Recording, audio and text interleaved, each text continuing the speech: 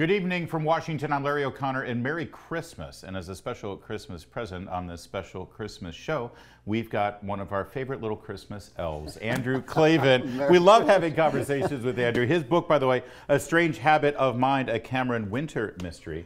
Available now. If you didn't get what you wanted in your stocking, get this. Andrew, Merry Christmas. Thanks Merry for joining Christmas us. to you. I've heard you say that you want Elon Musk to read this book. Yeah, you know, it's funny. Why? Before Jeffrey Epstein, quote unquote, hanged himself in prison, I wrote a trilogy called Another Kingdom about a cabal of child molesters who want to hang somebody in prison to cover up what they did. You do have the weirdest mind. I do.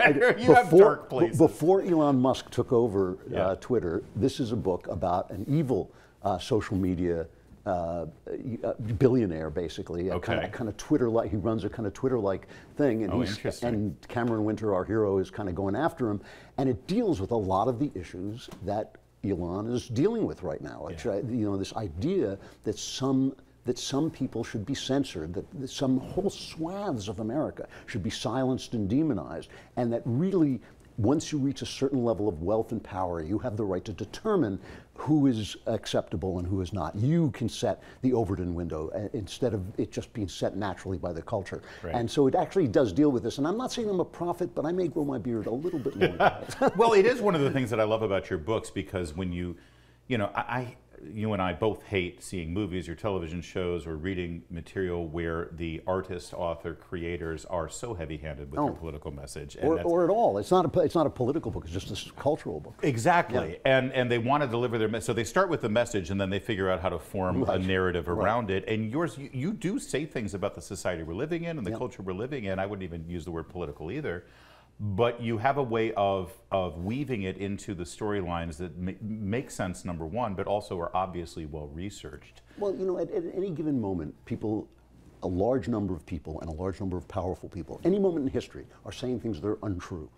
And it's an artist's job to say things that are true. And so all I do is just try to say things that are true. And if that runs into trouble on the right or the left, it doesn't bother me in the least, because I want to tell a true story. It is interesting, though, with the culture that we're living in right now, with with mass media and all of the ways that people can get their information, and news specifically, that the truth tellers, the real truth tellers about the society we're living in, seem to be telling the truth through fiction.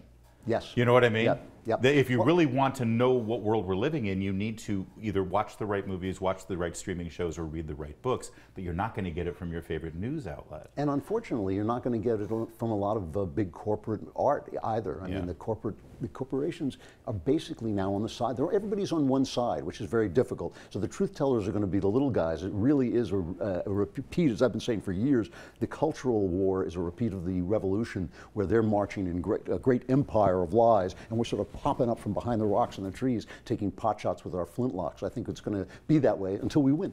But one David defeating the right Goliath could tip all the dominoes, if I can mix 7 metaphors. No, it does all the time. And when you go back and look at the great artists who survived, they frequently weren't the most popular artists. They were sometimes the guys who were the cultural critics, the guys saying, I know everybody likes this, but maybe it's not right, or this is the way life really is. If you look at, I can think of so many great novelists who were speaking into a time and saying bad things are coming, my favorite being Dostoevsky, and we really have to go in a different direction. And they didn't go in a different direction. They ended up a communist state, but he knew that was coming too. You know? I saw a documentary about Pete Townsend when he was creating Tommy, I remember, and he was playing some of the music for one of his friends, and his friend was like, yeah, I like it, sounds great, and he tells him all about this whole, he's deaf, and he can't speak, he's mute, and he's blind, and all this stuff happened, it's a traumatic experience. And then like a month later, he called up his friend, and he said, I'm thinking of making him a pinball champion. And his friend says, okay, now it's a work of art. Now it's brilliant. Now, right? Because it's like the last thing that you would expect. Are there moments for you, I know I don't mean to directly connect this to your work, but are there moments when you're writing a novel or writing a screenplay where that moment happens, is okay, now we've got something special? Oh, absolutely. It's the moment when the character and the story come together. It's the moment when you say, this is the right guy to be in this story. And what's interesting about this is the first time I've ever written a series.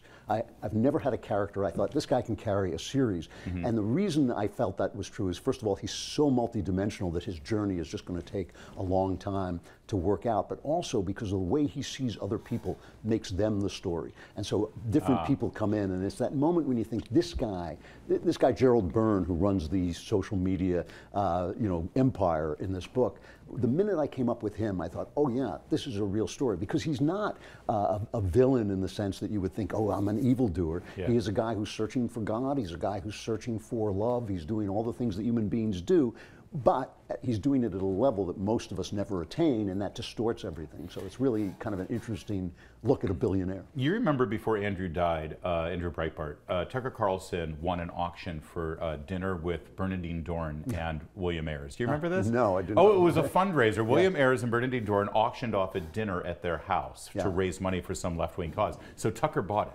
They bought it, and he invited Andrew with him. Wow. So they had a dinner on Super Bowl Sunday in Chicago. Oh, you don't. Oh, you got to remember. I'll send you an article. It's great.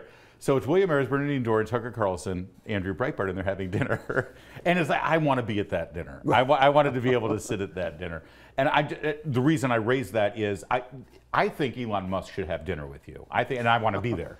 I won't say anything. I just want to listen. But have you had any interactions with him? Because he seems to sort of be fascinated by the world we're living in, the right-of-center conservative media. He does, and I think he's been very fair, and I think what he's doing on Twitter is a godsend. It really is.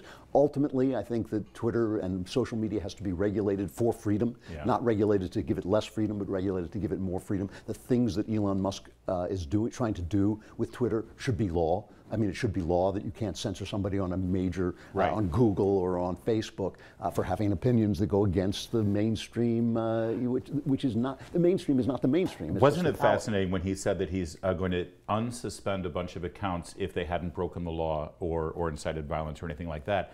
And the response from liberal commentators was, well, that means someone from the Klan might have a voice on Twitter. And the answer is, well, yeah. No, yeah. Well, that doesn't mean you love the Klan. But didn't the ACLU fight for the Klan to be able to march? The Nazis, once a long time ago it did, but now they've absolutely given up that commitment to free speech. But what's really interesting so far is that who has he brought back? The Babylon Bee, Jordan Peterson. These are people. I mean, the Babylon Bee is hilarious. They make fun of the left. Jordan Peterson, the guy is a benign actor in the world. He has helped a lot of young men find themselves and find the way that they should behave in a very confusing landscape for young men. Why are these people being censored at all? It's for one reason. It's because the left has declared that their opinions and their position is the only position that decent human beings can hold. Now, you're right. A lot of indecent people deserve the right to speak too. They don't deserve necessarily our love or our friendship, but I'm not afraid of people speaking as long as the opposition gets to speak as well. So if I can make this dinner happen, you're on board. I'm there. I'll cook. Hey, in that case, I'm not coming. Who else would you invite if you could have a dinner with Elon Musk? I would love to have a dinner with some of the people who want to send, Jeff Bezos. Like, how can you run such a great service as Amazon? I love Amazon in terms of, and then take books off because they don't, they don't accept left-wing orthodoxy, like taking a book off that says that we should question the transgender agenda. Of course, those books should be published. It's ridiculous. Hold that thought. I want to talk about the transgender agenda and how this discussion progressed in 2022 and where this is going in 2023. We continue with our friend Andrew Klavan on this very special episode of O'Connor Tonight in just a moment. Keep it right here.